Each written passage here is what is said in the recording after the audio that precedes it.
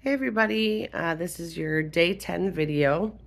Um, so I thought I would give you some history on the house. So it looks like it was built in 1872, so I was remembering wrong. I was about a decade off, sometime about then.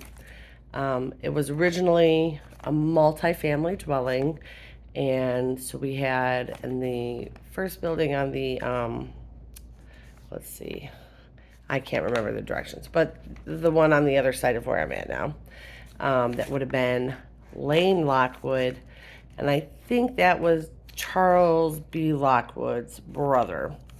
Someone had told me at some point that he had something to do with railroads, but there's a different Charles Lockwood that's buried in Cleveland that is a railroad guy.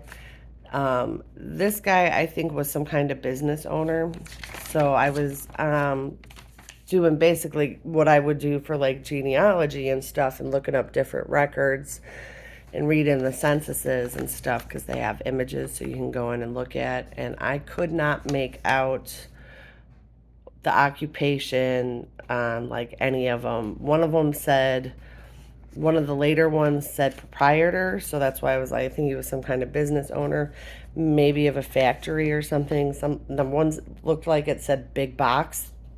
I'm like, what in the world that would have meant in the 1800s or the early 1900s? I have no idea. Um, so it looks like the house is about 150 years old instead of 160. Um, and so I know in 1866, Charles Lockwood married Marion. Haven't had a chance to look into Lane Lockwood yet, or really any of his family, but he had a wife, Mary, and then he had three girls, Anna, Louisa, and Mary. And two of them never married, and they were living with him up until 1910 census shows them. In the 1920 census, I don't see anybody listed for that address. They don't even have the address on there as like vacant or anything. So I don't know if Charles Lockwood just took it over at that point.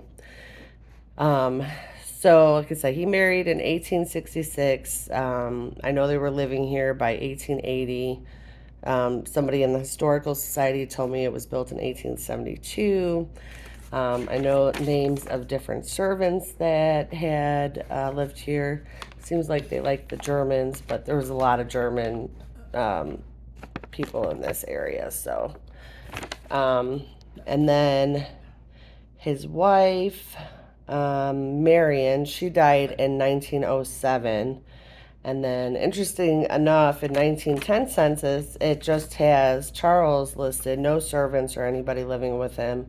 I never see any children listed on any of the census, but somewhere I had saw that he had kids, but I think they might have gotten confused because those names were Lane Lockwood's um, children. So sometimes that happens if you look at some records and don't look all the way through, like a bunch of different ones. You only get part of a picture and you're trying to kind of put pieces together.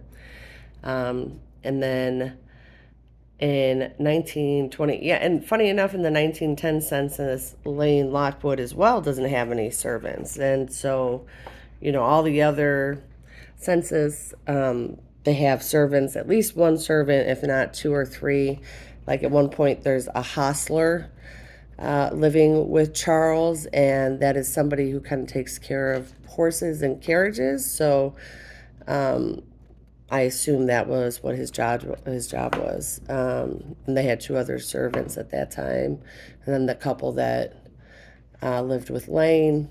So 1920, it shows him as being retired.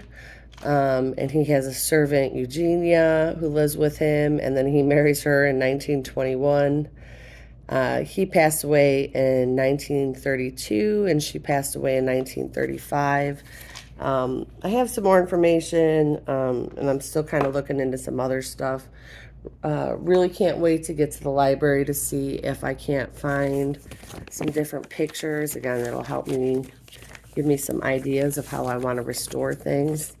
Like I'm interested to know exactly how the house was split apart, because currently the first floor is open and the second floor is split. And was it like that before? Like, we know there was two addresses, but they were families, so maybe they had common areas that they shared, and then they had split addresses and it was split upstairs. So all right, that's a really long video for you guys today, and we'll see what we find next. All right, I'll talk to you guys later. Peace, love, and history hunting. Bye.